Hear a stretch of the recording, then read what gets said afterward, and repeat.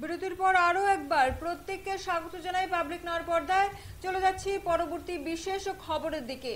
Billionaire চোত্তাখোলায় মানিক সরকারের সভা ঘিরে উত্তেজনা, বিক্ষোভ দেখান বিজেপি কর্মীরা। জানা যায়, বিলোনিয়ার চোত্তাখোলায় গত পঞ্চায়েত নির্বাচনের আগে খুন হয়েছিলেন বাম কর্মী বাদল শীল। শহীদ বাদল শীলের প্রথম শহীদান দিবস উপলক্ষে চোত্তাখোলা বাজারে প্রকাশ্য সমাবেশ করেন প্রাক্তন মুখ্যমন্ত্রী মানিক সরকার।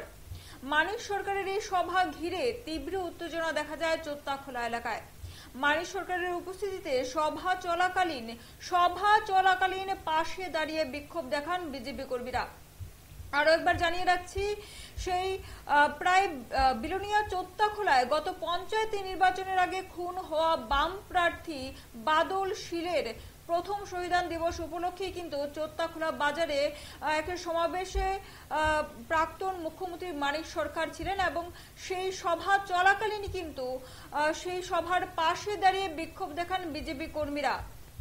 বিলোনিয়া চোত্তাখোলায় মানিক সরকারের সভা ঘিরে যে উত্তেজনা সৃষ্টি হয়েছে, যেখানে দেখা যাচ্ছে যে সেই সভার পাশে দাঁড়িয়ে বিজেপি কর্মীরা বিক্ষোভ দেখিয়ে যাচ্ছেন ক্রমাগত, এবং সেই বিক্ষোভকে সামনে রেখে কিন্তু সেই বিক্ষোভ চলছে একদিকে, এবং তার পাশেই কিন্তু সেই বিলোনিয়া চোত্তাখোলায় কিন্তু সেই শহীদ বাদল শীলের বাম প্রার্থী সেই শহীদ বাদল শীলের প্রথম শহীদান দিবস উপলক্ষে চোত্তাখোলা বাজারে প্রকাশ্য সমাবেশ করেন প্রাক্তন মুখ্যমন্ত্রী মানিক সরকার।